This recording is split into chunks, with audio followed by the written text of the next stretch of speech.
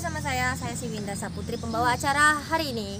Jadi kita mau memasuki wilayah bentengnya ya teman-teman.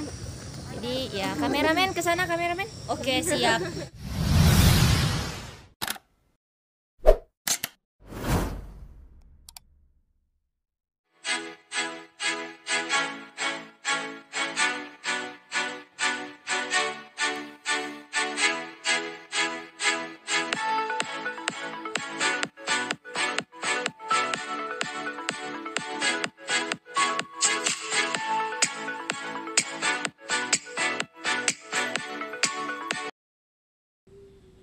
Objek wisata Bengkulu, Fort Marlborough.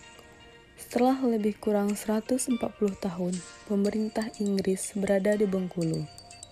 Mereka banyak meninggalkan warisan peninggalan bersejarah, salah satunya adalah Benteng Marlborough. Benteng Marlborough merupakan bangunan kokoh peninggalan Inggris yang dibangun pada 1713 hingga 1719 pada masa kepemimpinan Gubernur Joseph Collet. Nama benteng ini menggunakan nama seorang bangsawan dan pahlawan Inggris, yaitu John Carkell, Duke of Marlborough I. Benteng ini tergolong terbesar di kawasan Asia. Peninggalan sejarah ini memiliki daya tarik yang besar karena kelangkaannya. Benteng ini dulunya merupakan pusat pemerintahan kolonial Inggris yang menguasai Provinsi Bengkulu selama lebih kurang 140 tahun, mulai dari tahun 1685 sampai dengan 1825. Sehingga benteng ini pun masih memiliki bentuk yang sesuai dengan desain asli bangunan abad ke-17. Sungguh merupakan daya tarik yang jarang ditemukan di tempat lain. Situs kawasan Benteng Marlborough ini berada dalam satu kawasan dengan objek wisata alam pantai, yaitu Pantai Tapak Paderi, sehingga memberikan perpaduan objek wisata alam dan budaya. Kelengkapan kawasan ini sebagai objek wisata menjadi potensi besar untuk dapat menjadi objek wisata unggulan bagi kota Bengkulu. Benteng Marlborough sejak mulai dibangun telah memegang fungsi strategis di bidang ideologi, politik, ekonomi, sosial, budaya, pertahanan, dan keamanan. Potensi kesejarahan yang demikian merupakan komoditi penelitian yang menarik. Potensi ini memiliki nilai yang besar dalam memperkaya kajian keilmuan. John Bastin dalam bukunya yang berjudul The British in West Sumatra, a selection document with an introduction, Kuala Lumpur, University of Malacca Press 1965, banyak memberikan informasi tentang kejadian-kejadian di sekitar Benteng Marlborough. Bahkan, yang lebih menarik adalah digunakannya dokumen-dokumen resmi dari pemerintah Inggris yang berpusat di Benteng Marlborough, termasuk dokumen yang disebut SFR, Sumatra Factory Record. Karya pustaka ini dapat menjadi sumber informasi yang mampu memberikan daya tarik kepada wisatawan mancanegara maupun Nusantara.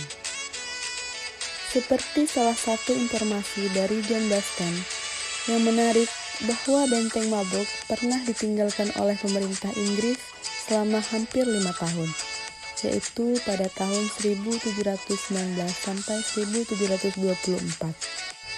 Tentu saja ini menarik untuk diketahui lebih lanjut tentang siapa yang menguasai Benteng Marlborough selama tahun 1719 sampai 1724 dan apa yang sebenarnya terjadi selama 5 tahun tersebut.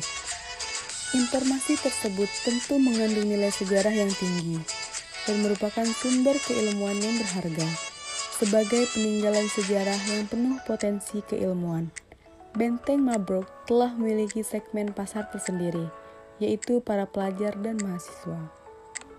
Pada tahun 1712, Joseph Collet diangkat menjadi deputi gubernur. Ia meminta izin untuk menggantikan benteng York dan membangun satu benteng baru di atas karang, satu bukit kecil yang menghadap ke laut sekitar 2 km dari Benteng Yo. Pada tahun 1714 dimulailah pembangunannya dan selesai pada tahun 1718. Joseph Collet menyebutnya Benteng Marburg, yang merupakan Duke of Marburg pertama yang diangkat menjadi pahlawan nasional setelah ia memenangkan sejumlah pertempuran melawan Prancis dan musuh-musuh lainnya. Pada masa pemerintahan Thomas Tampora Place pada tahun 1818 sampai dengan 1824, Bengkulu menjadi terkenal. Belanda selanjutnya menempati Benteng Marburg sampai Perang Dunia Kedua yang pada akhirnya semua wilayah Sumatera diduduki tentara Jepang sampai Jepang menyerah, kalah pada tahun 1945.